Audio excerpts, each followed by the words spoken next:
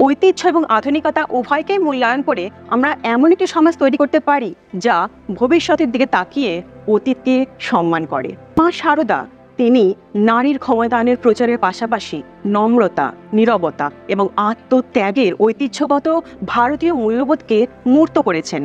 তার জীবন ছিল প্রেম এবং করুণার শক্তির প্রমাণ, এবং তিনি ভবিষ্যৎ প্রজন্মের নারীদের আধ্যাত্মিক বৃদ্ধি এবং আত্ম উন্নতির দিকে মনোনিবেশ করতে অনুপ্রাণিত করেছিলেন। তিনি নারী ও পুরুষের জন্য সমতা ছাড়া অন্য কোনো অবস্থান থেকে কখনোই কথা বলেননি।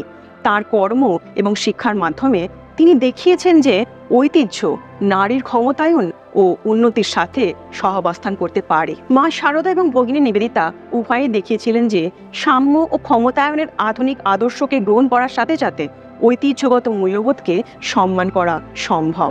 তারা আধ্যাত্মিক দিক নির্দেশনা এবং শিক্ষার সুযোগ দিয়ে নারীদের ক্ষমতায়ন করেছেন।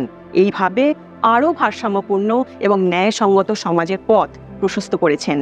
তাদের উত্তরাধিকার নারীদের আধ্যাত্মিক পরিপূর্ণতা এবং আধুনিক বিশ্বে সক্রিয় অংশগ্রহণ উভয়ের জন্যই অনুপ্রাণিত করে।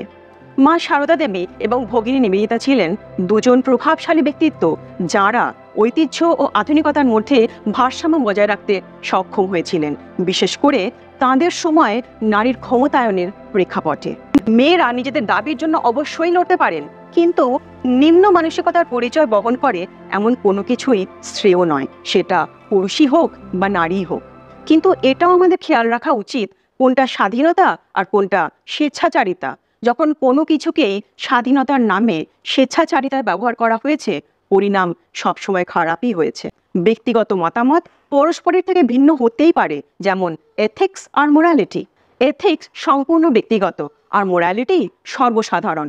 তাই আমি কি পড়ব সেটা যেমন আমার ব্যক্তিগত, তেমনি আমি কি বলবো সেটাও কিন্তু আমার একান্ত ব্যক্তিগত। সেটা অন্যের মোরালিটিকে আঘাত করতে পারে, আবার সম্মানও করতে পারে। আচ্ছা, এই ব্যাপারে আপনাদের কি মতামত কমেন্ট করে অবশ্যই জানাবেন। কিন্তু অনেক সময় আপনারা হয়তো কমেন্ট করতে গিয়ে ভাবেন যে কি লিখব। যদি এই ভিডিওটির সপক্ষে আপনারা থাকেন তাহলে ইয়েস লিখুন, আর যদি বিপক্ষে থাকেন তাহলে নো লিখুন।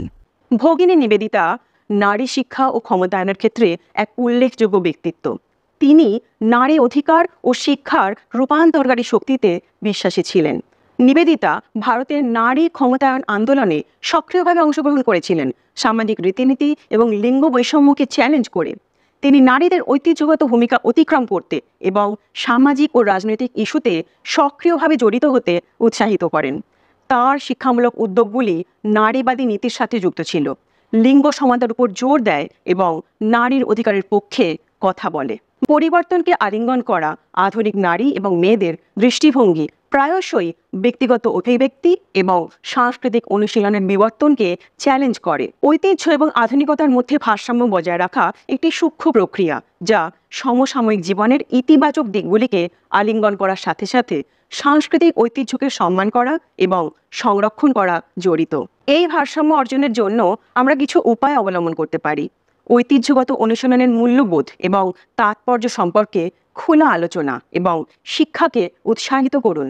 পাশাপাশি নতুন ধারণা এবং পরিবর্তনের জন্য উন্মুক্ত থাকুন, যা আধুনিকতা এনেছে। আধুনিক প্রেক্ষাপটের সাথে মানানসই ঐতিহ্যগত অভ্যাসগুলিকে মানিয়ে নিন।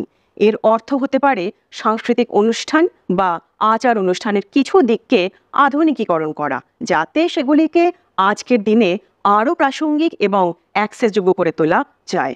এমন নীতিগুলি তৈরি করুন যা সাংস্কৃতিক ঐতিহ্যকে রক্ষা করে এবং আধুনিক জীবনে এর একীকরণ উন্নীত করে। এটি সমর্থনকারী ঐতিহ্য অন্তর্ভুক্ত করতে পারে শিল্প ও কারুশিল্প, ভাষা এবং অন্যান্য সাংস্কৃতিক অভিব্যক্তি। এটা স্বীকার করতেই হবে যে কে কিভাবে ঐতিহ্য এবং আধুনিকতার সাথে যুক্ত হবে তা বেছে নেওয়ার স্বাধীনতা থাকা উচিত অবশ্যই। ব্যক্তিগত পছন্দ একটি প্রাণবন্ত এবং বৈচিত্র্যময় সমাজের চাবিকাঠি।